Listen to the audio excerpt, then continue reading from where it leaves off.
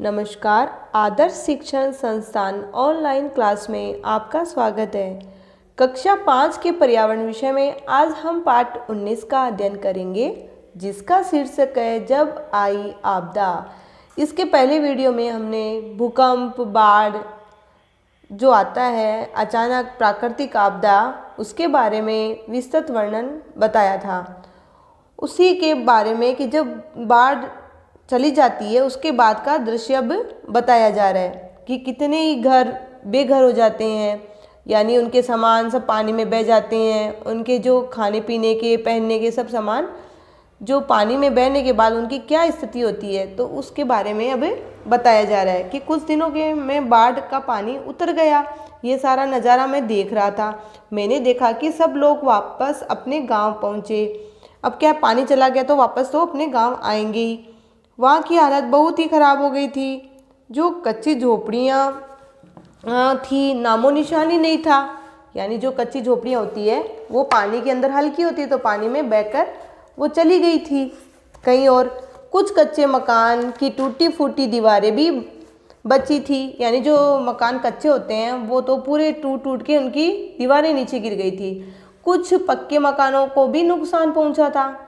यानी जो पक्के मकान थे, मजबूत मकान थे, वो उनको भी नुकसान पहुंचा। यानी उनकी दीवारों में सीलन आ गई थी। जगह जगह काई जमी हुई थी। चारों ओर कीचड़ ही कीचड़ था। यानी जब इतना नुकसान हुआ है, कितनी चीज़ें उसमें दब गई, कितनी चीज़ें उसमें नष्ट हो गई थी, दीवारें गिर गई थी। इस वजह से जगह जगह पे कीचड़ हो गया। कई घास फूसें थी, कई जानवर, उनकी सब जो होता है गोबर वगैरह सब जगह फैल गया था। इस वजह से कीचड़ हो गया। जगह जगह काई जम गई थी। चारों ओर कीचड़ ही कीचड़ नजर आ रहा था। गांव में सभी जगह बदबू फैल गई। प्रशासन और स्वयंसेवी संगठनों ने स्वयं सेवकों द्वारा सफाई अभियान चलाया गया। यानी इतना सब गंदगी हो गई तो सफाई अभियान चलाया गया। सभी ग्रामवासियों ने अपना भरपूर सहयोग दिया। अब गांव में इतना कुछ नुकसान हुआ है तो सहयोग तो सभी मिलकर ही करेंगे ना, तो वैसे ही उन्होंने सहयोग दिया। कुएं, बावड़ी आदि जल स्रोतों की सफाई करके उनमें दवाई डाली गई। भवनों की मरम्मत करवाया गया। यानी जो भवन खराब हो गए थे उनकी मरम्मत भी करवाई गई। सोचिए और बताइए। यानी एक जो क्वेश्चन आंसर है, बरसात के समय किस किस तरह की समस्या आती है। तो बरसात के समय तूफानी हवाएं, बिजलियां गिरना, मकानों की छतों से पानी टपकना, बाढ़ आना, पेड़ों की शाखाएं टूटना जैसी समस्याएं आती है। यानी जब खतरनाक बरसात आती है तो उस वक्त ये सब होता है। बाढ़ से लोगों का क्या नुकसान हुआ। यानी बाढ़ जब आई थी तो लोगों का क्या नुकसान हुआ था। तो नुकसान के अंदर हम बता सकते हैं कि बाढ़ से लोगों के घर में पानी अंदर तक आ गया, जिससे उनके खाने पीने का सामान भी पूरा पानी में बह गया। और जो फर्नीचर, कपड़े, सामग्री थी वह भी बह गए थे। और कच्चे मकानों की दीवारें टूट गई थी। दीवारों में सीलन आ गई थी। कुएं, बावड़ी आदि जल स्रोत दूषित हो गए थे। लोगों तथा जानवरों के खाद्य सामग्री भी नष्ट हो गई थी तथा बाढ़ के आने पर अनेक बीमारियां भी फैल गई थी। आगे, यदि आपके यहाँ बाढ़ आ जाए तो आप किस प्रकार की मदद करेंगे।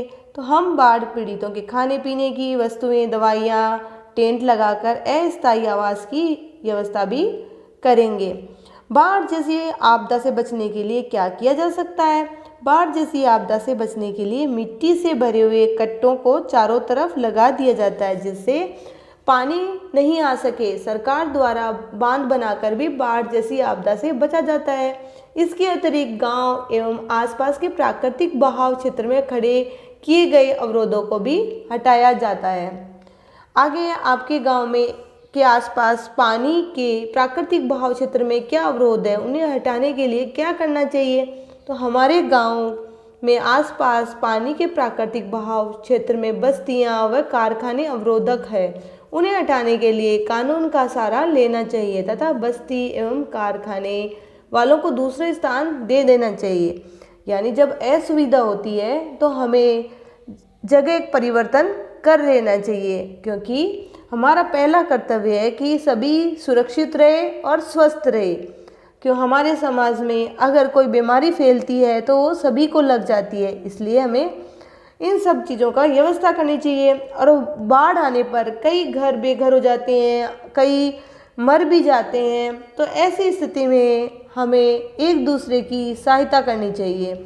और जो स्वयंसेवी संगठन है वो सब मिलकर वहाँ पर सफाई अभियान करवाया, वैसे ही हमें भी वैसे संगठनों में काम करना चाहिए, यानी उनका सहायता करनी चाहिए। क्योंकि बरसात जैसी तूफानी ये ईश्वर की देन है, इसको एक आदमी मिलजुल कर ही इनको रोका जा सकता है, यानी इनमें सहायता की जा सकती है। क्योंकि ऐसे जो दीन गरीब लोग हैं वो अगर हम उनकी सहायता नहीं करेंगे तो वो भूखे प्यासे रहकर मर भी जाएंगे। तो ऐसी स्थिति में हमें उनकी सहायता करनी चाहिए। आगे है वो जो बताया है कि जो हमारे गांव है, यानी कुछ सामान्य चर्चा है कि सामान्य लोग एक जगह पर पास पास क्यों बसते हैं, क्योंकि वो एक दूसरे की सहायता कर सके, इसीलिए तो बसते हैं वो पास पास, यानी एक जगह से दूसरी जगह पर आपदा के समय एक दूसरे की मदद कर सके। आपके आसपास के लोग संकट या परेशानी में एक दूसरे से मदद कब होगी? तो हमारे आसपास के लोगों ने प्राकृतिक आपदा जैसे भूकंप, बाढ़, तूफान के समय एक दूसरे की मदद की होगी। यानी पहले भी भूकंप वगैरह काफ़ी आए होंगे, ऐसा तो है नहीं कि पहले नहीं आते थे। तो ऐसी जब स्थिति आई तो हमारे जो पुराने बुजुर्ग लोग हैं उन्होंने भी ऐसे ही सहायता की होगी, जब तो आज तक एक दूसरे की सहायता करते हुए हमें लोग दिखाई देते हैं। क्योंकि मानव मात्र का कर्तव्य एक दूसरे की सहायता करते हुए आगे बढ़ना। आगे जो एक सारणी दे रखी है जिसमें किसी संकट के समय आपको इनकी ज़रूरत पड़ सकती है, इनके संपर्क करने के लिए इनके फ़ोन नंबर और पूरा पता कॉपी में लिखिए। सूची के कुछ नाम और कुछ जोड़ना चाहिए तो जोड़ दें। तो यानी संकट के समय ज़रूरत पड़ती है पुलिस की, तो उसके नंबर कितने हैं? फ़ोन नंबर है 100, एकदम शॉर्टकट है और उसमें मतलब साइड में पूरा पता है, तो उसका पूरा पता आपने अपने गाँव के जो शहर है जहाँ रह रहे हो वहाँ का देना है। अस्पताल, तो अस्पताल में वहाँ कई तरह के अस्पताल होते हैं, अलग अलग शहरों में अलग अलग अस्पताल होते हैं, ऐसे तो है नहीं कि एक ही अस्पताल होता है।